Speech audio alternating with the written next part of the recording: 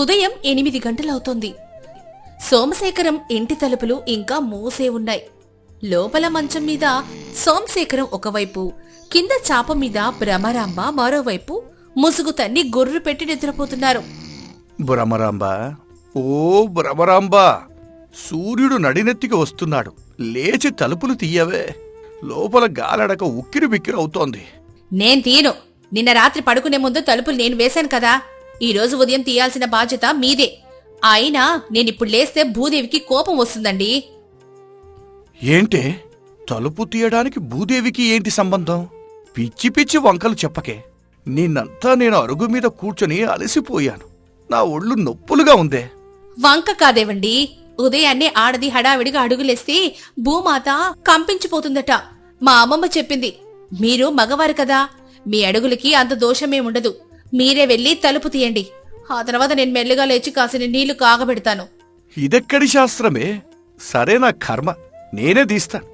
కాని నీళ్లు కాగబెట్టేటప్పుడు కాస్త పొయ్యిలో 2 కట్టెలు ఎక్కువగా వెయ్యి. నాకు వేడివేడి గంజి కావాలి. సోమశేఖరం బద్ధకంగా నడుచుకుంటూ వెళ్లి తలుపు తీశాడు. తీయగానే గుమ్మం ముందు 2 పెద్ద బట్టల మూటలతో వీరయ్య, కాంతమ్మ నిలబడున్నారు. వాళ్ళని చూడగానే సోమశేఖరం గుండె ఆగినంత పనైంది. ఏందిరా అల్లుడు, తలుపులు దిగడానికా ఇంతసేపు? మేము బండి దిగి అరగంట అవుతుంది తెలుసా? ఏదే ఆ మూటలు పట్టుకో లోపలికిరా. నా నడు ఇరిగిపోతుందిరా. మామయ్య గారు, మీరా? ఎప్పుడు బయలుదేరారు? అత్తయ్య గారు కూడా వచ్చారా? అమ్మో, ఈ మూటలేంటి ఇంత పెద్దగా ఉన్నాయి? 1 నెలకు సరిపడా బట్టలున్నట్టున్నాయి. నెల రోజులుంటే మాకు ఆరోగ్యం ఏమైనా బాగుంటుందట్రా? మా ఊర్లో ఎండలు ఎక్కువయ్యాయి. మీ సీతాపురం గాలి చల్లగా ఉంటుందని ఒక 3 నెలలు ఉందామని వచ్చాం. ఏమే భ్రమరాంబ, ఎక్కడున్నావే? అత్తయ్య గారు వస్తే ఎదురు రాలేవా? అత్తయ్య గారు నమస్కారం. మీరు వస్తారని కలలో కూడా ఊహించలేదు. ఆ మూటలన్నీ లోపల పెట్టే త్వరగా నాకు చెంబుడు చల్లటి మజ్జిగ, అందులో కాస్త నిమ్మకాయ పిండి తీసుకురా. నేను తీసుకురావాలా? ఇంట్లో ఆడవాళ్ళు ఉన్నారు కదా. భ్రమరాంబ, మామయ్య గారికి మజ్జిగ తీసుకురా. అయ్యో, నిమ్మకాయ లేవండి. మీరు నిన్నటి నుంచి తెస్తానని బద్దకించి తేలేదు కదా. అయినా అత్తగారు వచ్చారు కదా, ఆమె చేతితో కలిపిస్తేనే మావయ్య గారికి కడుపు నిండుతుంది. ఏమంటారు అత్తయ్య గారు? నేను చుట్టానికా లేక మీ ఇంటి పనమ్మాయికా? నేను ఎక్కడికైనా వెళ్తే 1 రోజుల వరకు కనీసం మంచినీళ్ళ గ్లాసు కూడా ఎత్తను. అది నా రాజసం. ఎల్లి అల్లుని నిమ్మకాయలు తీసుకురమ్మను. నువ్వు పాలు చిలుకు. నాకు మాత్రం వేడివేడిగా కాఫీ కావాలి. ఏంటే భ్రమరాంబ, వీళ్ళు మనకంటే మహాముదుర్లాగా ఉన్నారు. దర్జాగా ఆటలు వేస్తున్నారు. అన్నీ మీ వల్లే. ఆ మూటలు పట్టుకుని ఇంట్లోకి ఎందుకు రానిచ్చారు? గుమ్మం బయట పంపించేయాల్సింది. ఇప్పుడు వీళ్ళకి చాకిరీ చేయాలంటే నా వల్ల కాదు. నేను తలనొప్పని చెప్పి పడుకుంటాను. మీ మావయ్య అత్తే కదా, మీరే చూసుకోండి. మధ్యాహ్నం అయింది. వీరయ్య ఆకలితో కేకలేస్తున్నాడు. అల్లుడు, కడుపులో ఎలుకలు కాదురా, పిల్లులు పరిగెడుతున్నాయి. భోజనం తయారైందా లేదా? మీ అత్తయ్యకి ఆకలేస్తే కళ్ళు తిరిగి పడిపోద్దిరా. మామయ్య, భ్రమరాంబకి ఉదయం నుండి తలపోటట. తలకు గుడ్డ కట్టుకుని పడుకుంది. లేపితే విపరీతమైన ఆయాసం వస్తుందంట. వంట చేయడానికి ఇంట్లో ఎవ్వరూ లేరు. ఏంటి అంటే నేను వంట చేయాలా? నేను పుట్టింట్లో ఉన్నప్పుడు కనీసం పొయ్యి ఈ వైపు కూడా చూసేదని కాదు. ఇప్పుడు ఈ వయసులో కట్టెల పొయ్యి ముందు కూర్చుంటే నా చర్మం మాడిపోయి నా పరువు పోదా? కాంతమ్మ చెప్పింది నిజమేరా అల్లుడు. చుట్టాలుగా వచ్చిన వాళ్లతో వంట చేయిస్తే ఊళ్ళో వాళ్ళు మీ ముఖాన్ని ఉమ్మేస్తారు. సోమశేఖరం ఇంటికి వెళ్తే పస్తులు పెట్టాడు అని నేను దండోరా ఇస్తాను. మగాడివి గదా, కాస్త నువ్వే పొయ్యి రాజేసి పప్పు, అన్నం, వంకాయ కూర వండి. నేనా వంట? మామయ్య, నాకు ఉడకబెట్టడం తప్ప వండడం రాదు. పైగా ఆ కట్టెలు కొట్టాలంటే నా భుజాలు పట్టేస్తాయి. నాకు జాతకంలో అగ్ని ప్రమాదం ఉందని పంతులుగారు మరీ చెప్పారు. నేను పొయ్యి దగ్గరకు వెళ్ళకూడదు. సరే అయితే మేమే వండుకుంటాం గాని మాకు వంట చేసి పెట్టినందుకు రోజు నువ్వు మాకు కూలి కింద ఆనా ఇవ్వాలి. ఇస్తావా? కూలి ఇవ్వాలా? నా ఇంట్లో ఉంటూ నా బియ్యం తింటూ మళ్ళీ కూలి కూడా అడుగుతున్నారా? వద్దొద్దు. ఆ కూలి దెబ్బ కంటే వంట దెబ్బేనయ్యా. నేనే వండుతాను. సోమశేఖరమేమో ఏడుస్తూ వంటగదిలోకెళ్ళాడు. లోపల గదిలో భ్రమరాంబ పగలబడి నవ్వుకుంటోంది. అమ్మయ్యా, ఈనాటికి నా మొగుడు పొయ్యి ముందు కూర్చున్నాడు. వీళ్ళు ఇంట్లో ఉన్నన్ని రోజులు నా భర్తకి ఈ చాకిరంతా, నాకు మాత్రం హాయిగా విశ్రాంతి. 2 రోజులు గడిచాయి. సోమశేఖరం, భ్రమరాంబ ఇద్దరు కలిసి బట్టలు ఉతుకుతున్నారు. ఏవండి, ఆ వీరయ్య గారి బట్టలు చూడండి, ఎన్ని మరకలున్నాయో. మురికి వదలడమే లేదు. నా చేతులు అరిగిపోతున్నాయి. వాళ్ళు మనకన్నా ఘోరమైన సోమర్లాగా ఉన్నారే. వాళ్ళు వదిలించుకునే మార్గమేమీ లేదా? ఏం చెయ్యను భ్రమరాంబ, వాళ్ళు కదలరు మెదలరు. అడిగినవన్నీ తెచ్చిపెట్టకపోతే ఊరంతా చెడ్డ పేరు తెస్తామని బెదిరిస్తున్నారే. నా నడుము విరిగిపోతోంది. మనం బద్ధకంగా ఉండొచ్చు కాని వాళ్ళ బద్ధకానికి మనం బానిసలైపోయాం. అప్పుడే దారిన పోతున్న అంజన్న వాళ్ళని చూసి ఆగిపోయాడు. ఏంటయ్యా సోమశేఖరం, సూర్యుడు పశ్చిమాన ఉదయించాడా ఏమిటి? ఎప్పుడూ లేనిది భార్యాభర్తలు ఇద్దరూ కలిసి పనిచేస్తున్నారు. మీ ఊరి సోమరితనానికి జబ్బు చేసిందా ఏమిటి? అంజన్న గారు, మమ్మల్ని కాపాడండి. మా ఇంటికి మా మామయ్య, అత్తయ్య వచ్చారు. వాళ్ళు బద్ధకంలో నాకంటే 10 రెట్లు పెద్దోళ్ళు. రోజుకు 4 పూటల పీకల దాకా తింటున్నారు. గిన్నెలు తోముకోరు, బట్టలు ఉతుక్కోరు. చివరికి నీళ్లు తాగటానికి కూడా మమ్మల్నే లేపుతున్నారు. అవునన్నయ్యా, వాళ్ళిలాగే 3 నెలలుంటే మేం పని చేయలేక చచ్చిపోవడం ఖాయం. మాకేదైనా ఉపాయం చెప్పి పుణ్యం కట్టుకోకూడదు. హోహోహోహో. సోమరులకే సోమరులు ఎదురయ్యారన్న మాట. ముళ్ళును ముళ్ళుతోనే తీయాలన్నట్టు. వాళ్ళ బద్ధకాన్ని వాళ్ళ భయంతోనే కొట్టాలి. సరే, నా దగ్గర ఒక అద్భుతమైన ప్లాన్ ఉంది. ఈరోజు సాయంత్రం నేను మీ ఇంటికి వస్తాను. నేను ఏం చెప్పినా సరే అవును అని తలాడించండి. వాళ్ళు రాత్రికి రాత్రే పారిపోకపోతే నా పేరు అంజననే కాదు. సాయంత్రం అందరూ అరుగుమీదున్నారు. అంజన్న చేతిలో ఒక పాత తాటాకు గ్రంథం పట్టుకొని చాలా గంభీరంగా ఇంటి ముందుకొచ్చాడు. ఓం శ్రీం భ్రీం వాస్తుదేవతాయ నమః, కర్మదేవతాయ నమః, సోమశేఖరం. ఓ సోమశేఖరం. ఏంటంజన గారు, ఆ గ్రంథమేమిటి? అంత కంగారుగా వస్తున్నారు? ఏముందయ్యా, నిన్న రాత్రి నాకు కలలో మన గ్రామదేవత కనిపించింది. మీ ఇంటికి ఏదో పెద్ద దోషం పట్టిందని చెప్పింది. ఉదయాన్నే పంతులుగారి దగ్గరికి వెళ్లి ఈ తాళపత్ర గ్రంథం తెరిచి చూస్తే నా కళ్ళు బైర్లు కమ్మాయి. ఏంటంజన్న గారు, దోషమా? ఏంటా దోషం? మేమిక్కడున్నప్పుడు ఏ ప్రమాదం రాదు కదా. అమ్మగారు, ప్రమాదమంటే ప్రాణాల మీదకు రాదు కాని ఇది కర్మదేవత శాపం. ఈ గ్రంథం ప్రకారం ఎవరైతే ఈ సీతాపురం గాలి పీలుస్తూ ఈ ఇంట అన్నం తింటూ ఉదయం నుండి సాయంత్రం వరకు ఎలాంటి పని చెయ్యకుండా ఉంటారో వాళ్ళ మీద కర్మదేవత ఆగ్రహిస్తుందంట. పని చేయకుండా ఉంటే కర్మదేవతకు ఏంటట కోపం? మేం చుట్టాలం గదా, చుట్టాలకు ఆ శాపం వర్తించదు కదా. శాస్త్రంలో చుట్టాలు పక్కాలు అని ఏవీ లేదండి వీరయ్య గారు. అన్నం తినే ప్రతి ఒక్కరికి ఈ శాపం వర్తిస్తుంది. ముఖ్యంగా ఎవరైతే రోజుకు 3 పూటలు కడుపు నిండా తిని కనీసం చీపురు పట్టి ఇల్లు ఊడవరో వాళ్ళ పొట్ట మెల్లగా ఉబ్బిపోతుందంట. రాత్రికి రాత్రి అది బెలూన్లాగా మారి మనిషి గాలిలో తేలిపోతాడట. అయ్యో, ఏమండి సోమశేఖరం గారు, అందుకేనేమో నిన్నట్టుంచి నా కడుపు కూడా కొంచెం ఉబ్బినట్టుంది. అమ్మో, నేను గాల్లో తేలిపోతానా? నాకెంత భయంగా ఉందో. నిజమే భ్రమరాంబ, నా కడుపులో కూడా గాలిబుడగలు వస్తున్నట్టుంది. అందుకే నిన్న పగలంతా నేను కట్టెలు కొట్టినా నాకు తృప్తి కలగడం లేదు. నేను ఇప్పుడే వెళ్ళి ఆ బావి దగ్గర 10 బిందెల నీళ్లను తోడుతాను. నాకు గాలిలో తేలటం ఇష్టం లేదు. అరే అల్లుడు, నిజంగా గాలిలో తేలిపోతారా? నా పొట్ట ఇప్పటికే చాలా పెద్దదిగా ఉంది. ఇది ఇంకా ఉబ్బితే నేను ఎగిరి ఎక్కడ పడతాను ఏమో. యామయ్య అంజన్న, దీనికి పరిహారం ఏమీ లేదా? ఒకే ఒక పరిహారం వీరయ్య గారు. ఈ ఇంట్లో ఎవరెవరు ఉన్నారో వాళ్ళంతా నిరంతరం ఏదో ఒక పని చేస్తూ చెమటను చిందించాలి. పనిచేసిన వాళ్ల చెమట వాసన చూసి కర్మదేవత శాంతించి వెళ్ళిపోతుంది. పక్క వాళ్లకు ఆర్డర్లు వేసి కూర్చుంటే మాత్రం ఈ రాత్రికి పొట్టలు పగిలిపోవటం ఖాయం. అమ్మో, పొట్ట పగిలిపోతుందా? నా పట్టు చీరలన్నీ పాడైపోతాయే. నేనిప్పుడే గిన్నెలు దోవుతాను. ఆ గిన్నెలు ఎక్కడున్నాయే భ్రమరాంబ, తీసుకురా, 10 సార్లు దోవుతాను. కాంతమ్మ హడావిడిగా గిన్నెలు తోముతోంది. వీరయ్య గొడ్డలు తీసుకుని పెరట్లో కట్టెలు కొడుతున్నాడు. ఇద్దరూ చెమటలు కక్కుతున్నారు. సోమశేఖరం, భ్రమరాంబ నవ్వు ఆపుకుంటూ ఎంజాయ్ చేస్తున్నారు. అబ్బా, ఈ కట్టెలు కొట్టడం నా వల్ల కావడం లేదు కాంతమ్మ. చేతులు బొబ్బలు ఎక్కాయి. ఇంకా ఎంతసేపు పని చేయాలి ఈ కర్మదేవత కోసం? ఇంకేం చేస్తాం, మారు మాట్లాడకుండా కొట్టండి, నా నడుము ఇరిగిపోతుంది. అయినా మనం ఈ ఊరు వచ్చింది రెస్ట్ తీసుకోవడానికి కదా.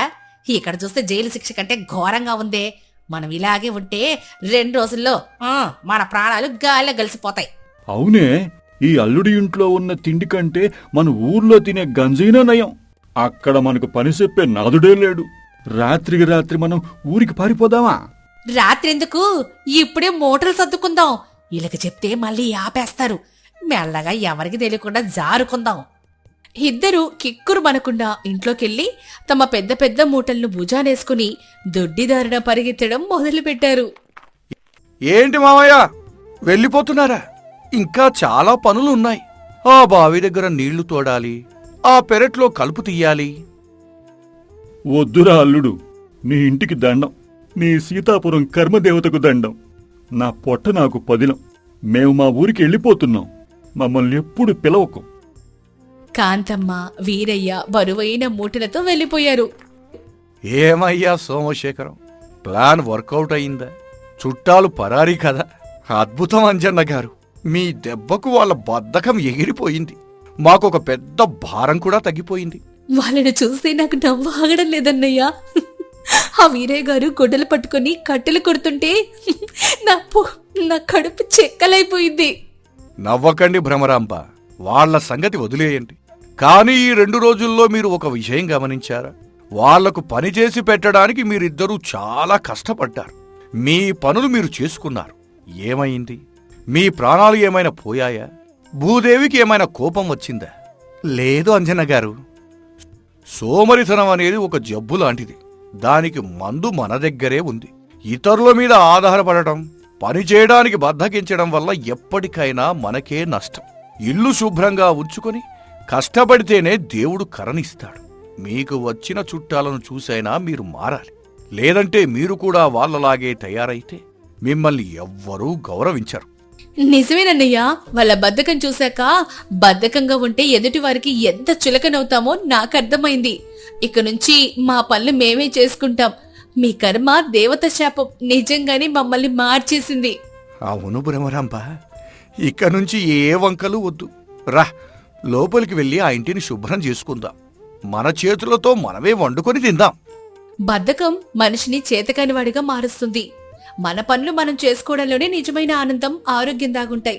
సోమరితనంలో ఇతరుల మీద ఆధారపడే వారికి సమాజంలో ఎప్పటికీ సరైన గౌరవమే దక్కదు. చురుకైన జీవనశైలితోనే మనిషి అభివృద్ధి చెందుతాడు. గోదావరి జిల్లాలోని రామపురం అనే పచ్చని పల్లెటూరు. ఆ ఊరిలో గంగరాజం, లక్ష్మి అనే దంపతులు నివసిస్తున్నారు. గంగరాజం చాలా అమాయకుడు, ఎంతో నిజాయితీపరుడు. లక్ష్మి చాలా బాధ్యత గల ఇల్లాలు. ఒకరోజు ఉదయం పూట గంగరాజం పొలానికి వెళ్ళడానికి సిద్ధమవుతున్నాడు. లక్ష్మి, ఓ లక్ష్మి, ఎంతసేపు? పొద్దు ఎక్కిపోతోంది చూడు, ఇంకా సద్ది మూట కట్టలేదా? పొలంలో పనులు ఆగిపోతాయి. లక్ష్మి లోపల నుండి పరిగెత్తుకుంటూ వస్తూ, ఇదిగో తెస్తున్నానండి. ఎందుకంత కంగారు? ఈరోజు మీకోసం గోంగూర పచ్చడి, గడ్డ పెరుగు వేశాను. ప్రశాంతంగా చెట్టు నీడన కూర్చొని తినండి. ఆకలికి అమృతంలా ఉంటుందిలేవే నీ దస్తూరి. సరే కాని నేను వెళ్ళి వస్తాను. ఇంటి దగ్గర జాగ్రత్త. ఎవరైనా వస్తే అరుగు మీద కూర్చోబెట్టి మర్యాద చెయ్యి. సరేనండి, మీరు జాగ్రత్తగా వెళ్ళిరండి. ఆ ఎండలో ఎక్కువగా కష్టపడకండి. తలకి తువ్వాలు చుట్టుకోండి. గంగరాజం బయలుదేరబోతుండగా ఇంటి గుమ్మం ముందు ఒక సైకిల్ బెల్ మోగుతుంది. పసుపు రంగు చొక్కా వేసుకుని నవ్వుతూ అప్పారావు సైకిల్ దిగుతాడు. ఏమయ్యా బావమరిది, నేను వచ్చేసరికి పొలానికి ఉడాయిస్తున్నావా ఏంటి? నేను రావడం నీకు ఇష్టం లేదా ఏంటి? అరే బావా, నువ్వా? రా బావా, రా. చాలా రోజులకు మా రాంపురం దారి గుర్తొచ్చిందా? ఇష్టం లేకపోవడం ఏంటి బావా? నువ్వు వస్తే పండగ వచ్చినట్టే కదా. లక్ష్మి సంతోషంగా, రండన్నయ్య గారు, మీ రాకతో మా ఇల్లు కళకళలాడుతోంది. ప్రయాణం వల్ల అలసిపోయి ఉంటారు. మా వదిన రాలేదా అన్నయ్య? మీ వదినకు ఈ మధ్య పుట్టింటి మీద ప్రేమ ఎక్కువైంది చెల్లెమ్మా. వారం రోజుల క్రితం వాళ్ళ ఊరికి వెళ్ళింది. ఆ ఇంట్లో ఒక్కడిని ఉండలేక నాకు బోరు కొట్టి ఇలా మీ ఊరికి సైకిల్ వేసుకుని వచ్చేశాను. మంచి పని చేశావు బావా, నువ్వు రావడం చాలా సంతోషంగా ఉంది. లక్ష్మి, బావ కోసం మంచిగా వంట చెయ్యి. నేను పొలానికి వెళ్ళి పని చూసుకుని మధ్యాహ్నానికి వచ్చేస్తాను. అదేంటి బామ్మర్ది, నేను వస్తే పొలానికి వెళ్తానంటావేంటి? ఈ ఒక్కరోజు ఆ పని ఏదో పక్కన పెట్టు, ఇద్దరం కలిసి మాట్లాడుకుంటూ కూర్చుందాం. లక్ష్మి చెల్లెమ్మ చేతి వంట తిని చాలా కాలం అయింది కదా. ఆహా, అలాగే బావా, నీ మాట కాదంటానా? ఈ రోజుకి పొలం పని వాయిదా వేస్తాను. రా, లోపలికి వెళ్ళి కూర్చుందాం. మధ్యాహ్నం సమయం. లక్ష్మి అప్పారావు కోసం గుత్తి వంకాయ కూర, మామిడికాయ పప్పు, కమ్మటి పెరుగు వడ్డించింది. అందరూ కలిసి భోజనం చేస్తున్నారు. ఆహా, లక్ష్మి చెల్లెమ్మ, నీ చేతి వంట తింటుంటే నా జన్మ ధన్యమైపోతుంది. ఈ గుత్తి వంకాయ కూర చూస్తుంటే దేవతలు కూడా పైన కిందకు దిగి రావాల్సిందే. ఆ వాసనకే నా సగం ఆకలి తీరిపోయింది.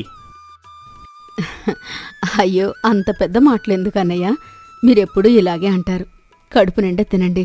ఇంకా కొంచెం పప్పు వేయనా? అవును బావా, బాగా తిను. మన పల్లెటూరి వంటల ముందు పట్నం భోజనాలు ఎందుకు పనికిరావు. నీ చలాకీ మాటలతో ఇల్లంతా సందడిగా ఉంది. గంగరాజం, నువ్వు ఎప్పుడూ ఇంతే అమాయకుడివి, గుణంలో బంగారం లాంటి వాడివి. అందుకే దేవుడు నీకు లక్ష్మి లాంటి మంచి భార్యనిచ్చాడు. మీ ఇద్దరినీ ఇలా సంతోషంగా చూస్తుంటే నాకు కడుపు నిండిపోతోంది. 2 రోజులు చాలా సంతోషంగా నవ్వుతూ గడిచిపోయాయి. 3వ రోజు ఉదయం ఊరిలో అప్పులిచ్చి దౌర్జన్యంగా వసూలు చేసే వడ్డీ వ్యాపారి సుబ్బయ్య, అతని వంత పాడేవాడు రంగడు గంగరాజం ఇంటికి వచ్చారు. గంగరాజం, ఎరా గంగరాజం, ఇంట్లోనే ఉన్నావా? బయటకురా. ఏంటి పెద్దాయన, పొద్దున్నే మా ఇంటికి వచ్చారు? రండి, అరుగు మీద కూర్చోండి. లక్ష్మి, పెద్దాయన కోసం కాస్త మజ్జిగ తీసుకురా. ఆపు నీ మర్యాదలు. నీ మజ్జిగ తాగడానికి రాలేదు నేను. ముందు నా బాకీ తీర్చు గంగరాజం.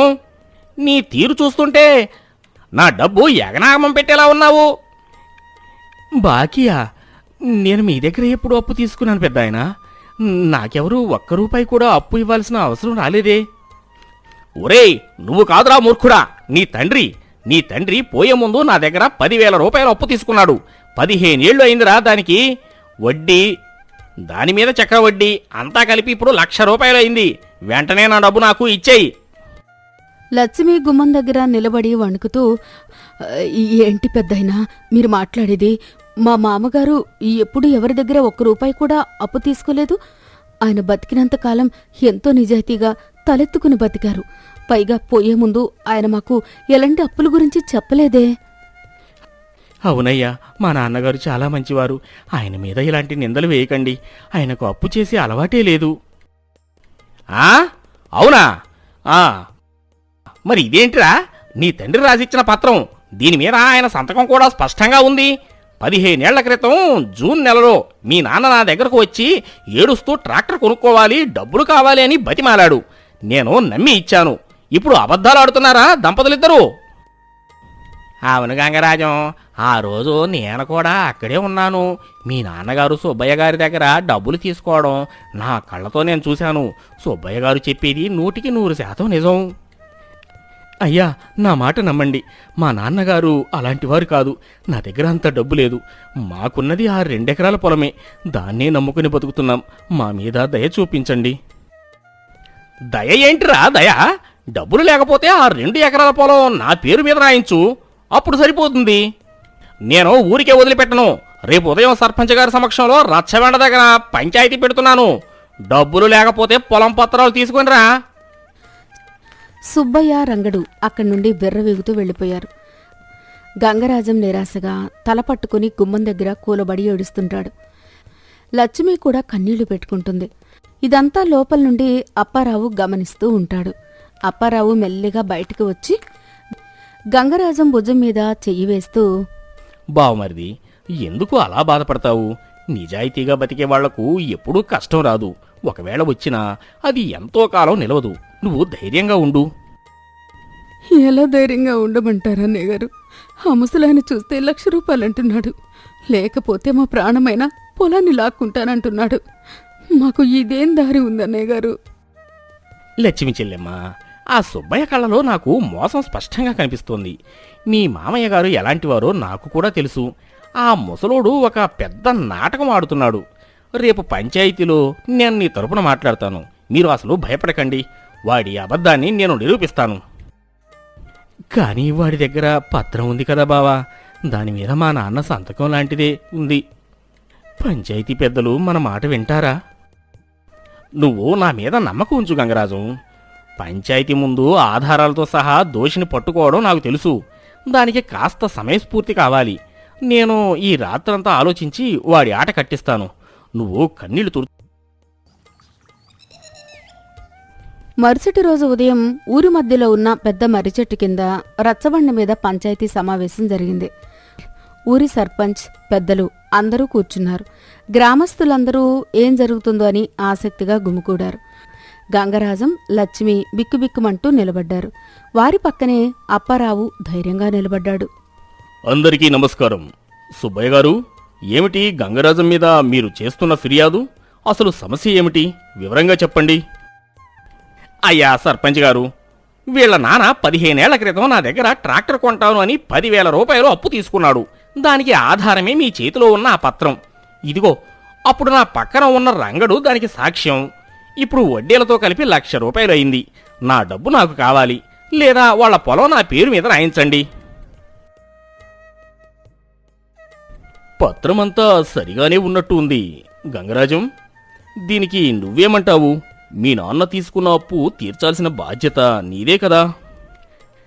అయ్యా, మా నాన్నగారు ఎప్పుడూ అప్పు చేయలేదు. నాకు ఏమీ తెలియదయ్యా. సర్పంచ్ గారు నమస్కారం. నేను గంగరాజంకు వరుసకు బావను. మా బావమరిది తరపున నేను కొన్ని మాటలు మాట్లాడవచ్చా? దయచేసి నాకు అవకాశం ఇవ్వండి. సరే చెప్పు అప్పారావు, నీ దగ్గర ఏమైనా ఆధారాలు ఉంటే మాట్లాడు. సుబ్బయ్య గారు, పెద్దవారు మీరు. మా మామయ్య గారు మీ దగ్గర డబ్బులు తీసుకున్నారని మీరు చెబుతున్నారు. దానికి ఈ రంగడు సాక్ష్యం అంటున్నారు, అవునా? అవును. అందులో ఏమైనా సందేహమా? నా మాట మీద, పత్రం మీద మీకు అనుమానంగా ఉందా ఏంటి? అదేమీ లేదు పెద్దాయన, కేవలం ఒక చిన్న అనుమానం అంతే. 15 ఏళ్ల క్రితం జూన్ నెలలో పత్రం రాశారు కదా, ఆ రోజు వాతావరణం ఎలా ఉందో సాక్ష్యం ఉన్న రంగడికి గుర్తుందా? 15 ఏళ్ళు అయింది కదా, వాడికి గుర్తుందో లేదో అని చిన్న సందేహం. ఆ రోజు చాలా ఎండగా ఉంది. ఎండ మండిపోతుంటే గంగరాజం వాళ్ళ నాన్న చెమటలు కక్కుతూ వచ్చి డబ్బులు తీసుకున్నాడు. నాకు బాగా గుర్తుంది సర్పంచ్ గారు.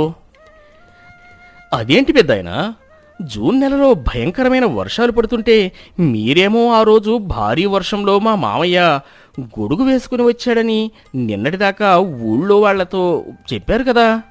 మీ సాక్ష్యం రంగడు ఏమో ఎండ దంచి కొడుతుంది అంటున్నాడు. మీ ఇద్దరిలో ఎవరు అబద్ధం చెబుతున్నారు?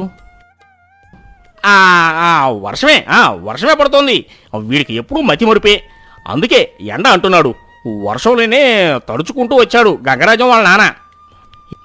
ఏంటి ఇద్దరికి పొంతం లేకుండా మాట్లాడుతున్నారు? సాక్ష్యం ఒకలా, అప్పు ఇచ్చినోడు ఒకలా చెబుతున్నారు ఏంటి? ఖచ్చితంగా ఏదో మోసం ఉంది. అయ్యా సర్పంచ్ గారు, వీళ్ళు సాక్ష్యాలు చెప్పడం కాదు గాని అసలు ఈ పత్రం పూర్తిగా నకిలీది అని నిరూపించడానికి నా దగ్గర 2 బలమైన ఆధారాలు ఉన్నాయి. దయచేసి వినండి. ఆధారాలా? ఏమిటవి అప్పారావు? త్వరగా చెప్పు. మొదటి ఆధారం అయ్యా, పత్రంలో మా మామయ్య ట్రాక్టర్ కొనడానికి అప్పు తీసుకున్నాడు అని సుబ్బయ్య గారు రాశారు కదా. సర్పంచ్ గారు, దయచేసి మీరు ఈ గ్రామస్తులకు చెప్పండి, మన రామపురం ఊరిలోకి అసలు మొదటి ట్రాక్టర్ ఎప్పుడు వచ్చింది? మన ఊరికి మొదటి ట్రాక్టర్ 5 ఏళ్ల క్రితం నేనే కొన్నాను అప్పారావు. అంతకుముందు ఊరంతా అందరూ ఎడ్ల బండ్లే వాడేవాళ్ళం. ట్రాక్టర్ అనే మాటే లేదు. అదే నా పాయింట్ అయ్యా. 15 ఏళ్ల క్రితం ఊర్లోకి ట్రాక్టరే రానప్పుడు ఏ ఊరిలో కొందామని మా మామయ్య అప్పు తీసుకున్నాడు? అసలు అప్పట్లో ఆయనకు ట్రాక్టర్ నడపడం రాదు కదా, రోడ్డు మీద చూసింది కూడా లేదు. ఇది పచ్చి అబద్ధం కాదా? అది అది బహుశా వేరే దేనికో తీసుకొని ఉంటాడు. ఆ పత్రం రాసినప్పుడు తప్పుగా రాసి ఉంటాడు. నా తప్పు లేదు. సరే సరే, రెండో ఆధారం చెబుతాను వినండి. సర్పంచ్ గారు, ఆ పత్రం ఒకసారి చూడండి. ఈ కాగితం మీద సంతకం చేయడానికి ఉపయోగించిన సిరా చూడండి. ఇది నీలం రంగు బాల్ పాయింట్ పెన్తో రాసింది. 15 ఏళ్ల క్రితం మన పల్లెటూరులో అందరూ ఇంకు పెన్నులు లేదా బొగ్గుతో రాసేవారు. ఈ బాల్ పాయింట్ పెన్నులు మన ఊరికి వచ్చి కేవలం 10 ఏళ్ళు మాత్రమే అయింది. అయ్యా, నన్ను క్షమించండి సర్పంచ్ గారు, నాకేమీ తెలియదు. ఒక 500 రూపాయలు ఇస్తానని సుబ్బయ్య గారే నన్ను ఈ పత్రం మీద సాక్షి సంతకం చేయమన్నారు. నా ప్రాణాలు కాపాడండి. సుబ్బయ్య, ఎంత మోసగాడివయ్యా నువ్వు! ఊరిలో పెద్దవాడివని గౌరవిస్తే అమాయకుడైన గంగరాజం పొలాన్నే కాజేయాలని ఇంత పన్నాగం పన్నావా? నీ వయసుకైనా సిగ్గులేదా? ఊరి జనం ముందు తలెత్తుకుని ఎలా తిరుగుతావు? చిచి, ఎంత నీచమైన పని! వీడిని వదిలిపెట్టకూడదు. సుబ్బయ్య చేసిన తప్పుకి మన పంచాయతీ భారీ జరిమానా విధిస్తోంది. గంగరాజంకు జరిగిన మానసిక క్షోభకు నష్టపరిహారంగా 5,000 రూపాయలు సుబ్బయ్య వెంటనే ఇవ్వాలి. ఇకపై ఊళ్ళో ఎవరితోనైనా ఇలాంటి మోసాలకు పాల్పడితే దయలేకుండా ఊరి నుంచి వెలివేస్తాం. ఖబర్దార్! సుబ్బయ్య అవమానంతో తల దించుకుని అక్కడి నుండి పారిపోతాడు. పంచాయతీ ముగిసిన తర్వాత గంగరాజం కన్నీళ్లతో, బావా, నువ్వు రాకపోతే నా జీవితం ఏమైపోయేదో బావా. మా నాన్నగారి మీద పడ్డ నిందను నువ్వే చెరిపేశావు. మా ప్రాణమైన ఈ పొలాన్ని కాపాడావు. ఈ జన్మకు నేను నీ రుణం తీర్చుకోలేను బావా. నువ్వు దేవుడివి బావా. లక్ష్మి కన్నీళ్లతో 2 చేతులు జోడించి, మీరు మా ఇంటికి వచ్చిన చుట్టం కాదన్నయ్య గారు, సాక్షాత్తు దేవుళ్ళ వచ్చి మమ్మల్ని రక్షించారు. మీకు మా కుటుంబం ఎప్పటికీ రుణపడి ఉంటుంది. పిచ్చివాడ, కుటుంబం అంటే పండగలకు కలిసి భోజనాలు చేయడం, బట్టలు పెట్టుకోవడం మాత్రమే కాదు. కష్టం వచ్చినప్పుడు ఒకరికి ఒకరు తోడుగా అండగా నిలబడమే అసలైన కుటుంబం. నువ్వు అమాయకుడివి. నిన్ను ఎవరైనా సులభంగా మోసం చేస్తారని భయపడి ఆ సుబ్బయ్య కన్ను నీ మీద పడింది. అందుకే కాస్త తెలివిగా వ్యవహరించాలి. సరే సరే, ఇక ఏడుపులు ఆపి ఇంటికి పదండి. ఇవాళ చాలా సంతోషకరమైన రోజు. లక్ష్మీ చెల్లెమ్మ, ఇవాళ నీ చేత్తో బొబ్బట్లు చేసి పెడితే ఈ బావ సంతోషంగా కడుపు నిండా తింటాడు.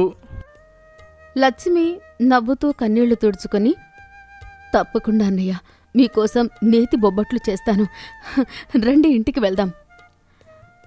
కష్టాల మబ్బులు తొలగిపోయి ఆ పల్లెటూరి ఇంట్లో మళ్లీ సంతోషపు నవ్వులు వినిపించాయి. అప్పారావు తన తెలివితేటలతో గంగారాజం కుటుంబాన్ని కాపాడిన తీరు ఆ రామపురం ఊరిలో చాలా కాలం పాటు గొప్పగా చెప్పుకున్నారు. నిజాయితీతో బతికే వాళ్లకు కష్టాలు రావచ్చు, కానీ అవి శాశ్వతం కావు. కష్టం వచ్చినప్పుడు భయపడకుండా సమయస్ఫూర్తితో మరియు తెలివితేటలతో ఆలోచిస్తే ఎంతటి సమస్యనైనా ఎదుర్కోవచ్చు. కుటుంబం మరియు స్నేహితులు ఆపదలో అండగా నిలబడ్డమే గొప్ప బలం.